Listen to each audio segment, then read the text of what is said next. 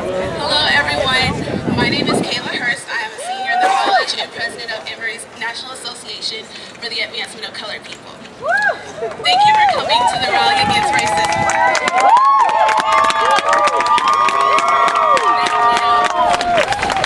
Before we begin, I would like to thank Emory's NAACP, Change at Emory, and Christian Conway for the planning and mobilization of this event. Special thanks to Student Government Association, College Council, and the Office of Student Leadership and Service for their support. This rally is comprised of speakers who will discuss different topics that describe the issues in our community, as well as moving forward and what we look to have for our community to rebuild. The hope is that we all come away from this rally better informed about the issues in our community. Our first speaker will be Hugh Hunter, a senior in the college, speaking on the treatment of non-white students and microaggressions on campus.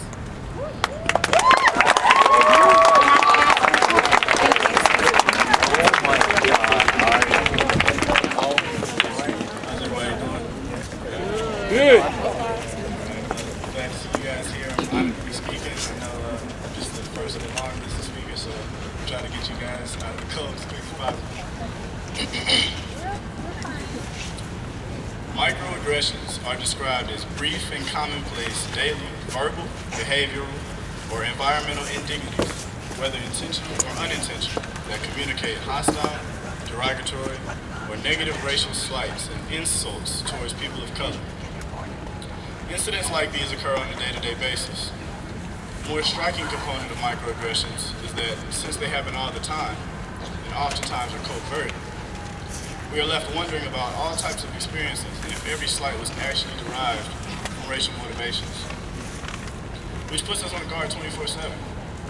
In classes, I've learned that this stress compounds over time and leads to long-term health consequences. Instead of someone shouting nigger across the street, now we are figuratively assaulted by the white student clutching her purse. Instead of being targeted for lynching, I'm slowly beaten down from the inside out. When a student shifts their backpack away from my side of the chair immediately after I sit next to them, and I sit down to read the safety reports describing perpetrators with whom I share a description, I'm forced to feel foreign and alienated in a school that's supposed to be my home. According to the scientists, this discomfort kills. I'd like to officially begin by taking a moment for Trayvon. Not that enough moments could ever be taken for him or the many others, but 1 year after such a tragedy, I'm left thinking about how far we've come and where we're going. I've heard it said that Trayvon was in the wrong place at the wrong time. They make it so simple. I started to think about Emory, this place we call home. Admittedly, I've often felt that I was in the wrong place. 2 years ago, I wrote an article in Black Star magazine after being nearly urinated on from the balcony of Clifton Tower while standing below. 2 white students cursed me and one of my best friends and told us to go back to our campus, that we didn't belong here. My friend and I both lived in Clifton Tower that entire year. I added that incident to a running count that I keep to this day of times when my presence at Emory has been questioned. Do you even go here? Where do you go to school? What are you doing here? Where are you from? I've heard it all. I've been asked by black students, white students, faculty and staff, even visitors themselves, 47 times. 47 times since August of 2010, the most recent coming last week. And I wonder, how is it that we come to feel like we belong? It's past time to demand accountability from Emory. I do not care to hear the reasoning behind why lynching and hanging students is supposed to be funny, or the clarification of a speech which frankly glorified a dehumanizing compromise by a racist legislature. We have to do better because, don't you see, we are here, at the right place and at the right time, no matter who cares to dispute it. We are here to identify and educate our offenders, to demand more from them than a description of their infractions and an explanation of why they never thought they would offend anyone. I'm glad to see you all here. This is the right place and the right time to remind ourselves of leaders who fought and struggled and died, not so we could rest upon their legacies, but so that we could continue their work, because it never ends. No, the comfort we feel should come from knowing how far we've come, not how far we are able to go. We have the power to make this campus, this city, this world a better place for those who will come after us. But we must stop hiding behind the notions of diversity and politically correctness. We must assert our emotions and responses to this trying community, because if we don't stand up for ourselves, who do we expect to do it? I pondered earlier, how is it that we come to feel like we belong? How, after being denied admission into frat parties, after a hasty visual once-over, after never reading a book by a black author in the English department, after watching black organizations shunned and knowing illicit activities occur more often on our beloved Eagle Road, after having my 15-year-old sister tell me that she doesn't want to put Emory on her college list because it doesn't sound like a good place for black people. How do we claim our place within this environment? By not settling. Entering this bubble, we must understand the true commitment to diversity that we are making by attending this institution. As a minority on this campus, we must understand the social climate and that our brothers and sisters need support. We fight our battles alone too often and we get weary, but we must empathize. I ask you to empathize. I ask President Wagner to empathize. And I wouldn't ask anything of you that I'm not prepared to do myself. There are no excuses. We are here in this place, and we shall make this time the right time, because it's the only time that we have. I've never been scared to fight for what I believe in, because I've always been afraid of what could happen if I didn't. We need no more martyrs, only heroes. Whether it's someone closing the door behind them as I walk up, or seeing a Confederate flag in a frat house, as a black student, I yearn for a safe space on this campus, for me and others who look like me. These daily microaggressions compound and cause anger and self-doubt, and my only moments of relief come in spaces that allow me to feel freedom and inclusion. I want it not just for myself, but for those who come after me. I want a place where I can heal. Thank you.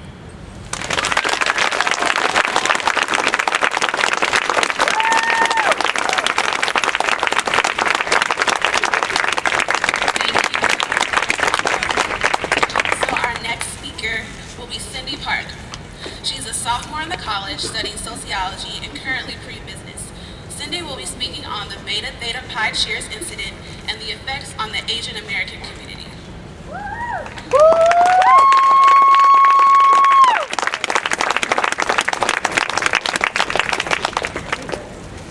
Hi, I'm Cindy Park.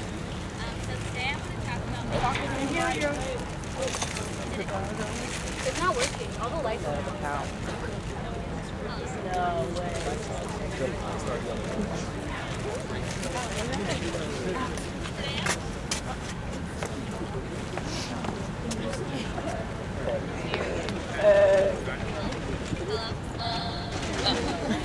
Today I want to talk about making this campus a safer place for all students.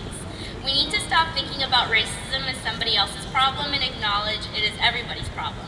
As a person of color, I've regularly experienced salient moments of othering because of the color of my skin. My experiences should not be ignored by simply blaming it on a few bad apples. We need to start looking at how our campus enables racist attitudes and allows these people to continue doing what they do. Just a few months ago, as my friend who happens to be Saudi and I crossed the street to go to Zaya late at night to grab a bite to eat, a bunch of Emory students drove past and hurled chants of LSM, LSM, LSM at us. For those who don't know, Longstreet Means is a dorm on campus which is widely known as a dorm for multicultural and international people. After this incident, I was more than just angry. I was annoyed, irritated, and hurt. As the feelings rose up inside me, I became even more so. How did these people that I didn't know have so much power over my feelings? The answer is because this is my home. America is my home, Emory is home, just as much as Korea is my home, and people regularly act like it's not. Whether it's not believing my answer to where I'm from or shouting at me from across the street, I'm made to feel like I don't belong. I'm happy to be here today to have a moment to say that I do belong.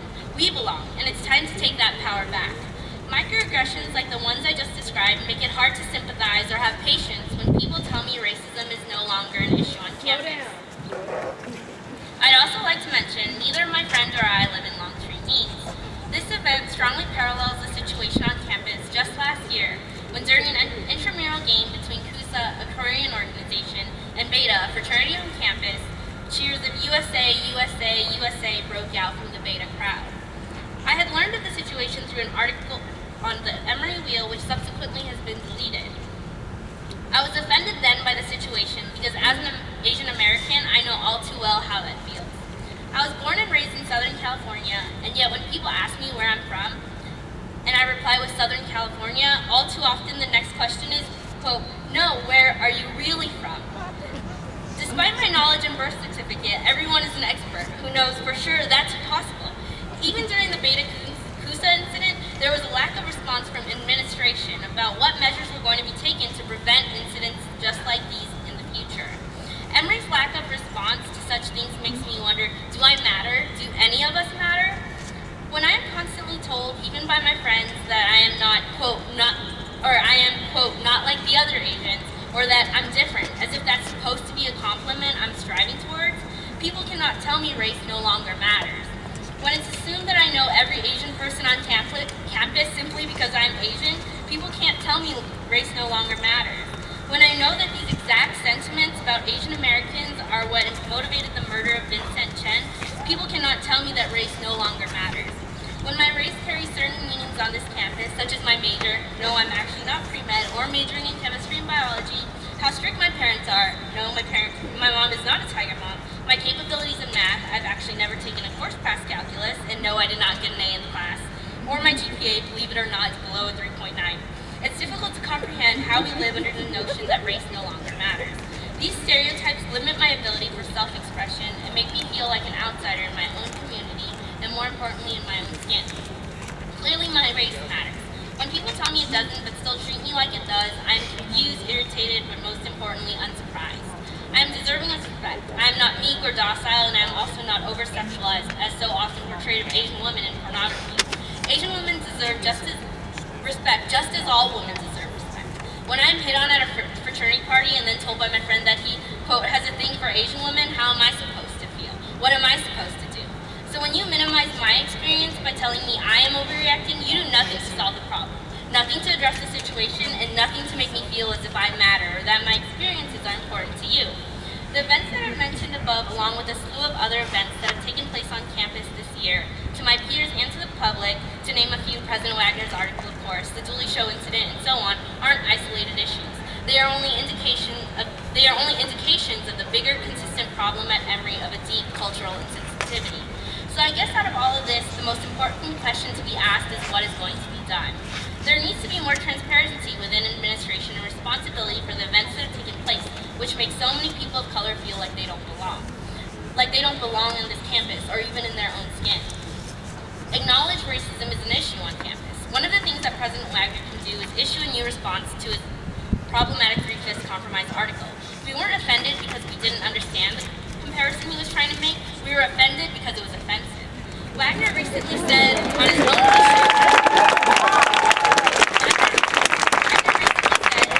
issues with racial insensitivity, quote, I know personally I have a long way to go, unquote. What attempts then is he going to make to rectify the situation, learn, and grow? Is he here now? Is he going to address the African American community, the Asian American community, acknowledge that we do matter and that we do deserve respect? We live in a world where we are bombarded all too often by negative messages. We are othered, objectified, told we are less than. This is our moment to rise up, to show we matter. From our experiences, we have things to contribute to our community that are valuable. So I hope we can all remain resilient and determined in our endeavors, because we are here, because we matter. Thank you.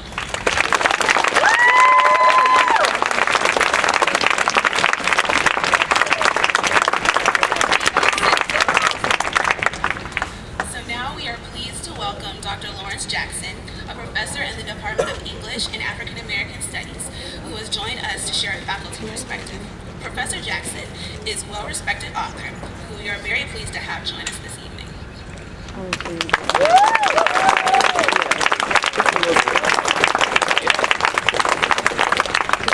I'd like to say good evening to the Emory community, and I'd like to thank Nabila Matabuko so much for asking me to say a few words.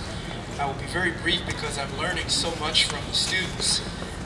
I hear a lot of pain in what's been said so far, and I hope that we not only have healing, but that we also have progressive growth and institutional change.